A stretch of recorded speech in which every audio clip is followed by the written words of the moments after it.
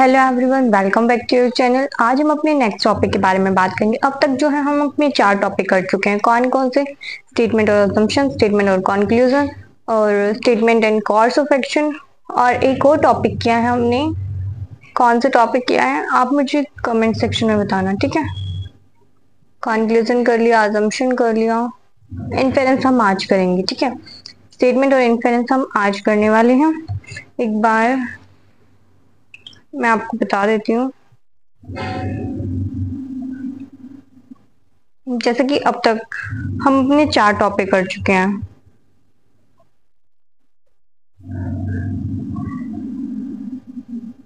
हाँ, एक हम स्टेटमेंट और आर्ग्यूमेंट भी कर चुके हैं, ठीक है। तो आज हमारा 5वां टॉपिक है स्टेटमेंट और इन्फेरेंस। स्टेटमेंट और इन्फेरेंस के अंदर स्टेटमेंट और इन्फेरेंस में क्या होता है? देखो, दो चीजें होती हैं। एक तो हमने पढ़ा था स्टेटमेंट और कॉन्क्लूजन। स्टेटमेंट और कॉन्क्लूजन में क्या था, जो हम सेंटेंस पढ़ रहे हैं उससे हम क्या कॉन्क्लूजन निकाल पा रहे हैं कि मतलब इससे क्या हुआ होगा या क्या होगा, ठीक है। इस तरीके की बातें तो हमारी कॉन्क्लूजन में थी। इन्फेरेंस में क्या होता है, मतलब जो कॉन्क्लूजन में होता है वो तो हमें साफ साफ सेंटेंस में दिख रहा होता है कि भाई ऐसी बातें हुई है तो इससे ये रिजल्ट निकला होगा, साफ साफ हमें होता है। मतलब वो एक्सप्लिसिटली मेंशन्ड होता है हमारे स्टेटमेंट में, ठीक है। लेकिन इन्फ्लुएंस में क्या होता है, ऑथर जिसने भी वो लाइन लिखी है वो बात समझाना तो चाहता है बट उसने क्लियरली लिखी नहीं होती। मतलब हमें उससे वो अनुमान लगाना होता है कि इस बात से हमें ये कंक्लूजन मिल रहा है, लेकिन ये लिखा नहीं हुआ है, ठीक है। इस तरीके के जब भी हमसे क्वेश्चन पूछे जाएंगे तो हमें वो ऑप्शन टिक नहीं करने हैं जो हमारे अलग से हमें नजर आ रहे हैं। हमें वो वाले ऑप्शन टिक करने हैं जो जिसका हम इंफेरेंस लगा पा रहे हैं, ठीक है। मैं आपको एग्जांपल से थोड़ा और अच्छे से तरीके से समझाती हूँ। जैसे कि देखो, जैसे कि डिफरेंस दे रखा है इन्फेरेंस और कॉन्क्लूजन में। मोस्ट कॉमन पॉइंट जो है कॉन्क्लूजन, ये सबसे बड़ा कंफ्यूजन पॉइंट होता है स्टूडेंट्स के लिए कि वो इन्फेरेंस को कॉन्क्लूजन समझ लेते हैं और वो कॉन्क्लूजन के हिसाब से आंसर दे देते हैं, लेकिन वो हमारा बिल्कुल गलत है। हमें कॉन्क्लूजन के हिसाब से आंसर नहीं देना। कॉन्क्लूजन क्या होता है? एक डायरेक्ट डिडक्शन होता है। That is 100% true if the statement is true. अगर स्टेटमेंट ट्रू है तो कॉन्क्लूजन भी हमारा 100% ट्रू होगा। लेकिन जो इन्फेरेंस होता है वो प्रोबेबल डिडक्शन होता है, जो कि बेस्ड होता है गिवन इंफॉर्मेशन पे। ये ट्रू हो सकता है लेकिन गारंटेड नहीं है। ये हम इन्फेरेंस लगा रहे हैं, हम अनुमान लगा रहे हैं एक तरीके से, ठीक है। तो उसको हम 100% ट्रू नहीं बोल पाएंगे, ठीक है। जैसे अजम्पशन था, अजम्पशन हमारा 100% ट्रू नहीं था, लेकिन उससे पहले उसने क्या बोला होगा जो लिखा नहीं हुआ था साफ साफ, लेकिन हम इन्फेरेंस ही लगा रहे थे ना एक तरीके से, उसको हम अजम्पशन बोल रहे थे जो स्टेटमेंट बोलने से पहले। लेकिन स्टेटमेंट के बाद जो हम तर्क निकालेंगे, जो कॉन्क्लूजन होगा, लेकिन जो एक्सप्लिसिटली नहीं लिखा हुआ, उसको हम इन्फेरेंस बोलेंगे, ठीक है।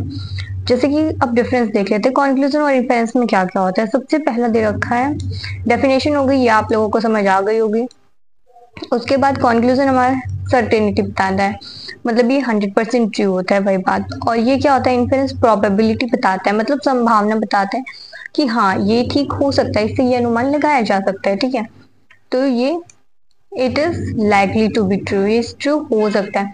उसके बाद नेचर की बात करें तो ये एक्सप्लिसिटली सपोर्टेड होता है, मतलब क्लियरली लिखा होता है हमारे स्टेटमेंट में, हम उससे ही अपना कंक्लूजन बताते हैं। जो प्रूफ होता है वो डायरेक्टली स्टेटमेंट में दिया होता है। अगर हम कोई कंक्लूजन को टिक मार्क कर रहे हैं कि ये ठीक है, तो उसका प्रूफ हमारे स्टेटमेंट में जरूर दिया होगा।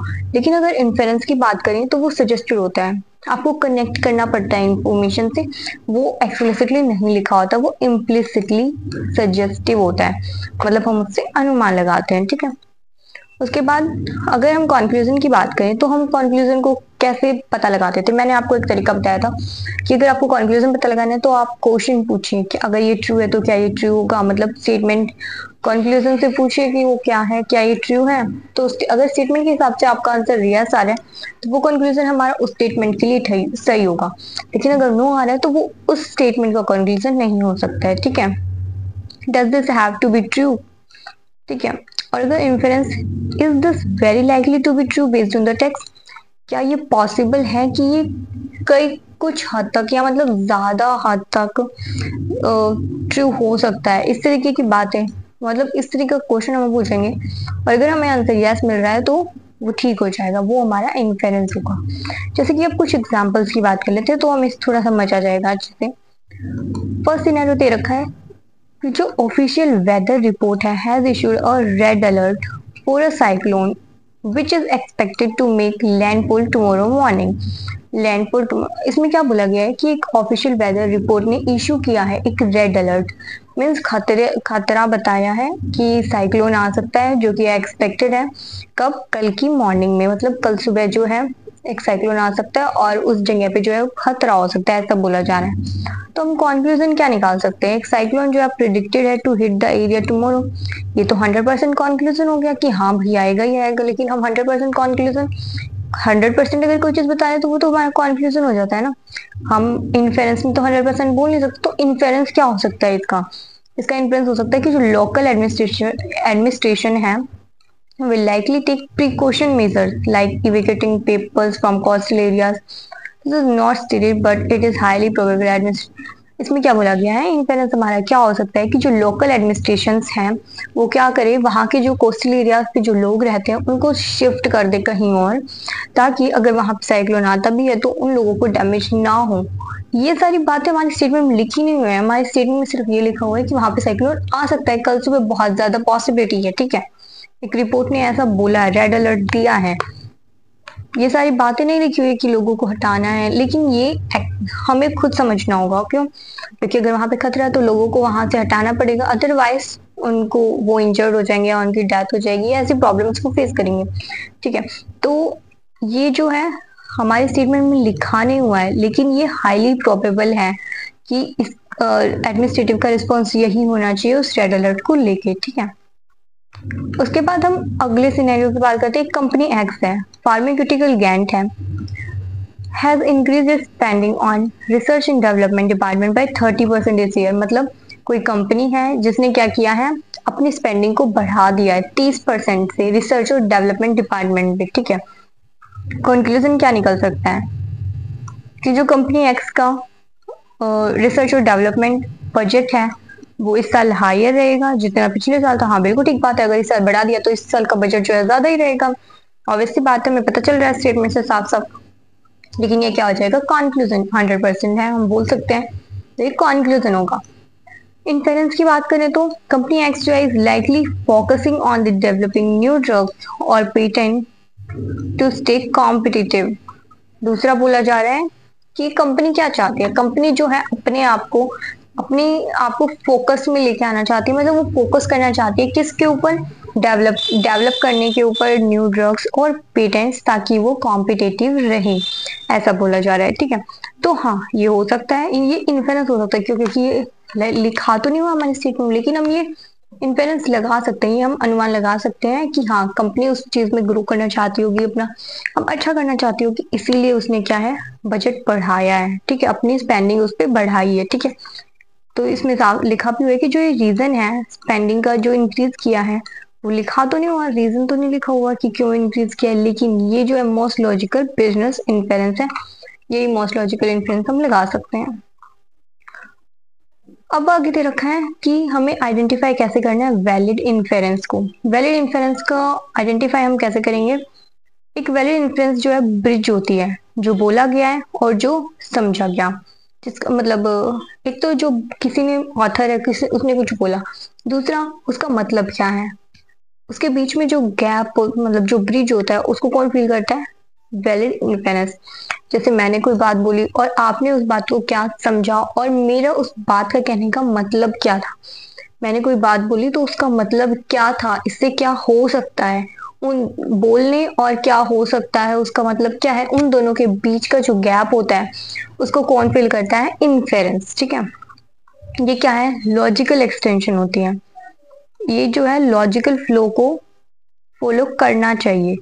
इन्फेरेंस हम उसी को बोलेंगे जो कि लॉजिकल एक्सटेंशन होगी। ऐसा नहीं है हम कुछ भी लॉजिकल बात कर रहे हैं, हम उसी से रिलेटेड लॉजिकल बातें करेंगे, ठीक है, जो हमारे फैक्ट जो स्टेटमेंट में दे रखे होंगे उसके हिसाब से।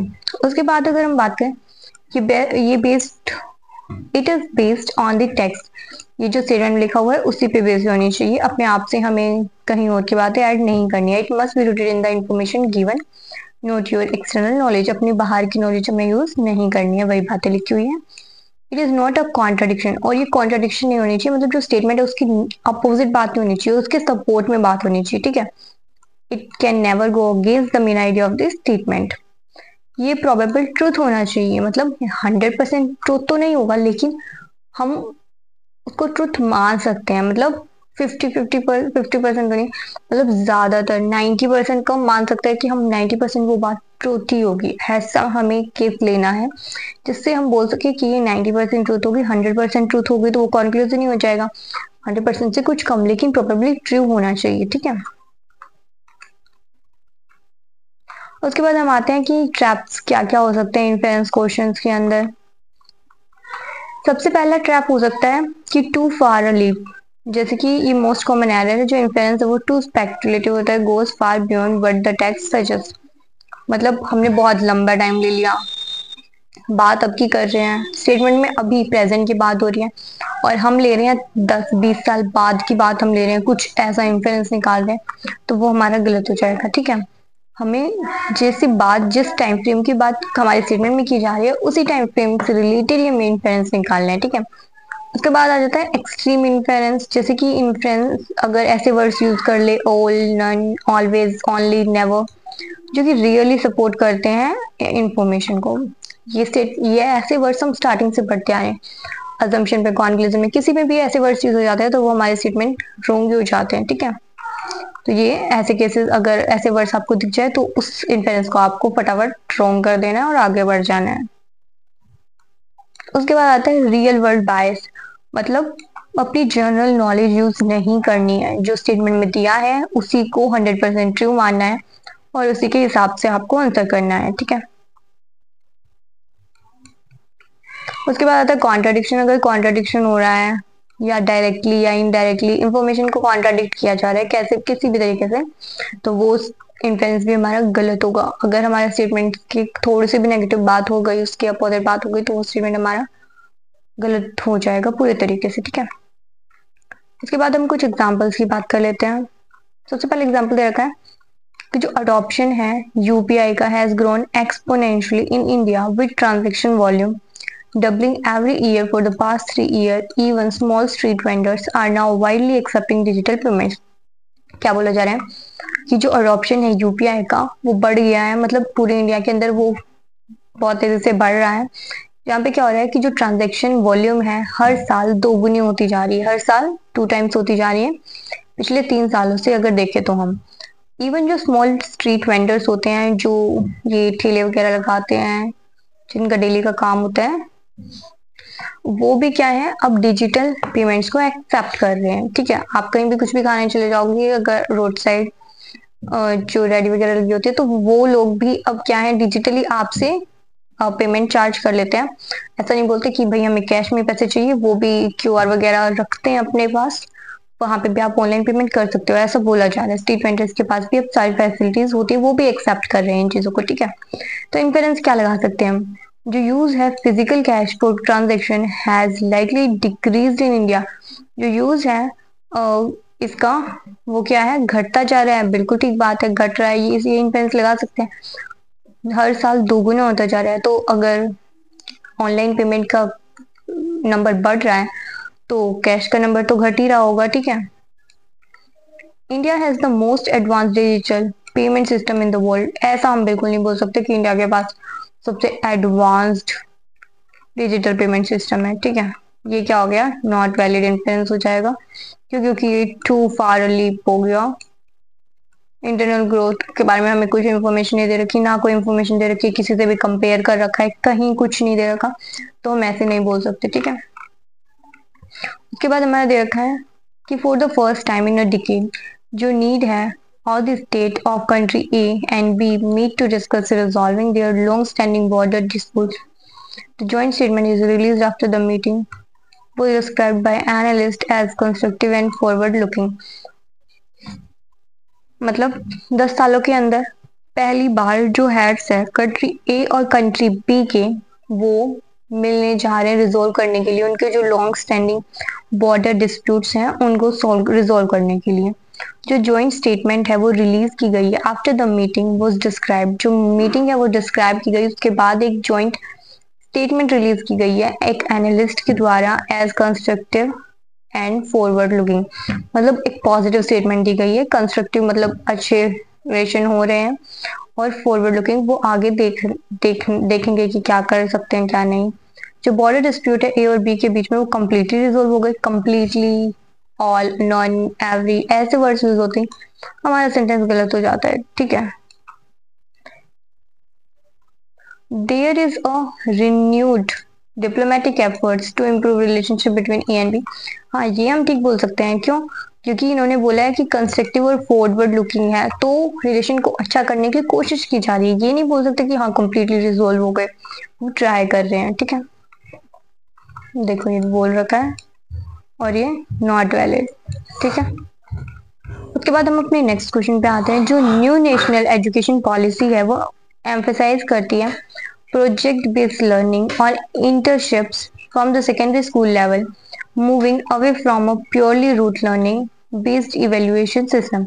जो न्यू एजुकेशन पॉलिसी है वो किस पे जोर डालती है कि जो प्रोजेक्ट बेस्ड लर्निंग है उस पे, और internship from the secondary school level से ही वो प्रैक्टिकल बेस्ड पे, प्रोजेक्ट बेस्ड पे और इंटर्नशिप वगैरह पे जो है थोड़ा ज्यादा एम्फेसिस डालते हैं, ज्यादा जोर डाल रही है, ज्यादा ध्यान दे रहे हैं। Moving away from a purely rote learning based evaluation system, जो अब तक हमारा रूट लर्निंग, जो हम रट्टे मार के आंसर करते हैं, ये सब चीजें, इससे जो है थोड़ा दूर लेके जा रहे हैं। हम में प्रैक्टिकल चीजों में जो है थोड़ा ज्यादा ध्यान दे रहे हैं, ये जो न्यू पॉलिसी है वो, ठीक है, ऐसा बोला जा रहा है।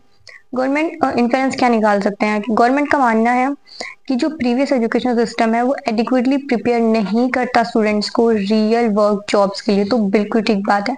रूट लर्निंग होती थी पहले वाले सिस्टम में, अभी भी होती है, लेकिन अब थोड़ी मतलब चेंज किए जा रहे हैं सिस्टम। तो ये जो प्रीवियस एजुकेशन सिस्टम है वो एडिक्वेटली प्रिपेयर, अच्छे तरीके से प्रिपेयर नहीं करता रियल वर्ल्ड जॉब्स के लिए। बिल्कुल ठीक बात है, इसीलिए जो है उससे दूर जाया जा रहा है, ये इन्फ्लुएंस हम निकाल सकते हैं, ठीक है। जो नंबर ऑफ स्टूडेंट्स जो dropping out of a school will now completely stop. क्या स्कूल में से जो बच्चे छोड़ के जा रहे हैं कम्प्लीटली रुक जाएगा? ऐसी कोई बात हमारे स्टेटमेंट में हुई नहीं, ऐसा कोई डाटा हमारे पास नहीं है, तो ये गलत हो जाएगा। उसके बाद हम चैप्टर की समरी की बात करते हैं। इन्फेरेंस क्या है? एक प्रोबेबल डिडक्शन है, नोट अ गारंटेड वन। 100% नहीं बोल सकते हम, गारंटेड नहीं है। प्रोबेबल मतलब संभावना वाली स्टेटमेंट होती है। It is what the statement strongly suggest. ये क्या होता है? ये वो चीज है जो कि स्टेटमेंट स्ट्रांगली सजेस्ट कर रही है, ठीक है। जो प्राइमरी डिफरेंस होता है कंक्लूजन के बीच में, वो क्या होता है? लेवल ऑफ सर्टेनिटी, मतलब कंक्लूजन 100% ठीक होता है और इन्फेरेंस जो है हाईली लाइकली होता है, मतलब मोस्टली प्रोबेबल होता है कि हाँ ये हो सकता है, लेकिन हम 100% नहीं बोल सकते। एक वैलिड इन्फ्लुएंस जो होता है वो रूटेड होता है टेक्स्ट में, मतलब टेक्स्ट जो हमारे स्टेटमेंट दे रखा है उसी के अंदर ही वो उसकी रूट्स होती है, मतलब उसी से हम इन्फ्लुएंस लगाते हैं, अपने पास से नहीं लगाते। ये जो है कुछ इसमें कॉमन ट्रैप्स भी आता है, जैसे कि टू एक्सट्रीम या based on knowledge instead of the text, मतलब हम अपनी नॉलेज यूज कर रहे हैं या फिर बहुत ज्यादा बड़ी बड़ी बातें हो रही है जिसको हम एक्सेप्ट नहीं कर सकते, ठीक है। कुछ एग्जाम्पल भी कर लेते हैं। चलो ठीक है, 2 एग्जाम्पल कर लेते हैं, थर्ड मैं आपके लिए दे दूंगी। ओके, थर्ड क्वेश्चन आप करेंगे। सबसे पहले हम फर्स्ट एग्जाम्पल देख लेते हैं। जो रिपोर्ट है external affair minister S Jaishankar की visit to France and Belgium mentioned that it is his third visit to Europe in recent months. जो पर्पस है वो मीट करना है with the counterparts in both government and European Commission। ये जो diplomatic engagement है ये डिस्क्राइब की जा रही है as effort to set up India's diplomatic push post operations to garner support for India's position, revive stalled projects like India Middle East Europe Economic Corridor and finalize a free trade agreement FTA with EU। क्या बोला जा रहा है कि जो एक report आई है external affair minister जो है हमारे एस जयशंकर की विजिट को लेके कि ये फ्रांस और बेल्जियम गए हैं। तीसरी बार है ये यूरोप के अंदर, रिसेंट मंथ्स के अंदर जो इनकी विजिट रही है, तीसरी विजिट रही है। इसका पर्पस क्या बताया जा रहा है कि ये गवर्नमेंट और यूरोपियन कमीशन के बीच में जो है काउंटर पार्ट कर रहे हैं, मतलब डिप्लोमेटिक इंगेजमेंट बढ़ा रहे हैं, मतलब एक अच्छा रिलेशन क्रिएट करने की कोशिश कर रहे हैं। जो ऑपरेशन सिंदूर हुआ था उसके बाद डिप्लोमेटिक टाइज को अच्छा कर रहे हैं दूसरे देशों के साथ, ताकि इंडिया की पोजीशन ये अच्छी कर सके, ठीक है। ऐसी बातें हो रही हैं इसमें। और इन्होंने फाइनलाइज किया है क्या, एक फ्री ट्रेड एग्रीमेंट भी किया है यूरोपियंस के साथ, यूरोप के साथ, ठीक है। अब इन्फेरेंस क्या निकाल सकते हैं हम इन्फेरेंस देखते हैं अपना। जो विजिट का एजेंडा है वो मल्टीफेसेड है, aiming to leverage recent geopolitical events to strengthen long economic and strategic ties. बिल्कुल ठीक बात है, ये इन्फ्लुएंस हम बिल्कुल निकाल सकते हैं। इस जो ये जो एग्रीमेंट जो विजिट रही है उसका एम क्या हो, मतलब क्या है, बहुत सारे एम है, मतलब कई एम लेके ये चल रहे हैं। मतलब जियोपॉलिटिकल जो इवेंट्स हैं उनको लेके, लॉन्ग टर्म इकोनॉमिक और स्ट्रेटेजिक टाइज अच्छी नहीं यूरोप के साथ, ये सब हमारे स्टेटमेंट से हम इजीली इन्फ्लुएंस कर सकते हैं, ठीक है। प्राइमरी पर्पस जो है विजिट का वो क्या है, cultural exchange program and has no connection to trade और सिक्योरिटी मैटर्स। ये बिल्कुल गलत हो जाएगा, हमारे स्टेटमेंट की नेगेटिव बात हो रही है, ठीक है। उसके बाद अगर हम बात करें तो एक कंट्रोवर्सी जो है इरप्ट हुई है ओवर मिस्टर वाई। एक रजिस्टर्ड वोटर जो है, मिस्टर वाई कौन है, एक रजिस्टर्ड वोटर है वेस्ट बंगाल के बंगून कोई जगह है वहां पे, जो कि देखे गए हैं वायरल वीडियो में, जो पार्टिसिपेट कर रहे हैं स्टूडेंट प्रोटेस्ट, बांग्लादेश के अंदर कोई स्टूडेंट की प्रोटेस्ट हुई है उसके अंदर ये पार्टिसिपेट कर रहे हैं। जो पार्टी एक्स है उन्होंने एक्यूज किया है पार्टी जेड को एनरोल करने के लिए बांग्लादेशी नेशनल्स को इन वोटर लिस्ट, वाइल जो पार्टी जेड है उसने डिफ्लेक्ट किया है blame on to the border security force. कोई कंट्रोवर्सी चल रही है, इसमें क्या बोला जा रहा है कि जो मिस्टर वाई हैं वो एक रजिस्टर्ड वोटर हैं वेस्ट बंगाल के बंगून के अंदर, जिनको देखा गया एक वीडियो पार्टिसिपेटिंग में स्टूडेंट प्रोटेस्ट के अंदर। बांग्लादेश में कोई प्रोटेस्ट रही थी, जो पार्टी एक्स है उसने एक्यूज किया है पार्टी जेड को कि वह एनरोल कर रहे हैं बांग्लादेश नेशंस के अंदर वोटर लिस्ट के अंदर, मतलब कुछ गड़बड़ कर रहे हैं ऐसा कुछ बोला जा रहा है। While the party Z has reflected the blame, और जो पार्टी जेड है उसने जो ब्लेम है वो किस पे डाल दिया है, बॉर्डर सिक्योरिटी फोर्स पे डाल दिया है। जो इंसिडेंट है वो प्रूव करता है कि conclusively that the party Z is solely responsible for the enrolling Mr. Wine voters। पहली बात तो ये solely वर्ड आ गया, हमारे स्टेटमेंट वैसे ही गलत हो जाएगा, ठीक है। इंसिडेंट से ये प्रूव कहीं पे नहीं होता है। उसके बाद हम बात करते हैं जो कंट्रोवर्सी है हाईलाइट करती है एक potential vulnerability in electoral process and border management which is now being used by the political parties to blame each other। बिल्कुल ठीक बात है, ये जो कंट्रोवर्सी है ये हाईलाइट कर रही है पोटेंशियल वल्नरेबिलिटी मींस कमजोरी को हाईलाइट कर रही है इलेक्टोरल प्रोसेस के अंदर और बॉर्डर मैनेजमेंट के अंदर, जो कि अब क्या है यूज किया जा रहा है पॉलिटिकल पार्टीज के द्वारा, वो एक दूसरे को ब्लेम कर रहे हैं इसके थ्रू, ऐसा बोला जा रहा है। तो बिल्कुल ठीक बात है, हमारा सेकंड ठीक है और फर्स्ट गलत है। उसके बाद हम बात करते हैं अपने थर्ड क्वेश्चन की, ये आपका होमवर्क रहेगा, इसको जो है आप करेंगे, ठीक है, इसको आप करेंगे। और हाँ, मुझे आप लोगों से एक बात और पूछनी है, इस क्वेश्चन को सोल्व करके कमेंट सेक्शन में आंसर देना। और मुझे आपसे ये पूछना है कि अभी हमारा IBPS PO का एग्जाम लगा हुआ है 12 तारीख को, ठीक है। तो उससे पहले अभी मैंने जैसे ये टॉपिक करवाया स्टेटमेंट और इन्फेरेंस, ठीक है। अब इसके अलावा हमारे दो टॉपिक और बचे हुए हैं, मैं आपको बता देती हूँ, दिखा देती हूँ कौन कौन से दो टॉपिक बचे हुए हैं। ये स्टेटमेंट एजम्पशन हो चुका है, कंक्लूजन हो चुका है, आर्ग्यूमेंट हो चुका है, कोर्स ऑफ एक्शन भी हो चुका है। स्टेटमेंट इन्फेरेंस हमने आज किया है, सिर्फ बेसिक कॉन्सेप्ट किए हैं, इसके एग्जाम्पल्स और क्वेश्चंस नहीं किए अभी, ठीक है। उसके बाद हमारा कोज और इफेक्ट रहता है और इन्फेरेंस फैक्ट और जजमेंट भी रहता है, ठीक है। उसके बाद तो प्रीवियस ईयर क्वेश्चन और टेस्ट सीरीज पढ़ी है। अगर आप बोलोगे तो मैं क्या करूंगी, कल जो है अगर आप बोलते हो कि हमें सारे टॉपिक IBPS PO से पहले चाहिए, एटलीस्ट हमें बेसिक कंसेप्ट चाहिए, तो मैं इन सब की वीडियो रिकॉर्ड करके आपके लिए डाल दूंगी। मतलब मैं जो ये अभी 3-4 दिन बचे हुए हैं उनमें कॉज और इफेक्ट और इन्फेरेंस फैक्टर जजमेंट की वीडियो डाल दूंगी, अगर आप कमेंट सेक्शन में ऐसा बोलते हो तो। और अगर आपको तरफ से मुझे कोई रिप्लाई नहीं मिलता है, मतलब कोई कमेंट नहीं मिलेगा, तो हम नॉर्मल जैसे अपनी क्लास लेके चलते हैं वैसे ही चलेंगे कि आज स्टेटमेंट और इन्फेरेंस क्या है, तो कल इसके नेक्स्ट क्वेश्चन से स्टार्ट करेंगे, अगर कोई मुझे रिप्लाई नहीं मिलता है तो, ठीक है। और हाँ, एक ऑप्शन और है, अगर आप लोग चाहते हो कि आपको ये देखना है कि हमें क्वेश्चन कैसे सोल्व करने हैं, तो आप मुझे बता सकते हैं, मैं आपके लिए लाइव में आके आपको टेस्ट सोल्व करके दिखा दूंगी, ठीक है। जैसे ये मेरे पास टेस्ट है SBI और IBPS PO की क्रिटिकल रीजनिंग की, और ये assumption, statement assumption, conclusion, argument, आप जो भी बोलोगे मैं आपको वही टेस्ट करके दिखा दूंगी। आपको थोड़ा आइडिया हो जाएगा कि हमें क्वेश्चंस को अटेम्प्ट कैसे करना होता है, ठीक है। लेकिन ये तभी होगा जब आप लोग अपने आइडियाज मुझे देंगे। अगर आप लोग चाहते हैं कि IBPS PO से पहले आपका सारा सिलेबस कंप्लीट हो जाए, तो मैं वो 2 वीडियो प्रोवाइड कर दूंगी। मतलब अभी मैंने बनाई नहीं, मैं रिकॉर्ड करके उनको डाल दूंगी। एक कल डल जाएगी, एक परसों डल जाएगी, अगर आपको IBPS PO से पहले आपको सिलेबस कंप्लीट चाहिए तो। और अगर आपको कोई जल्दी नहीं है, आप ज्यादातर बच्चे IBPS और SBI क्लर्क मेंस के लिए तैयारी कर रहे हैं या RRB के लिए तैयारी कर रहे हैं, तो फिर हम आराम से अपना करते रहेंगे, मुझे कोई प्रॉब्लम नहीं है, ठीक है।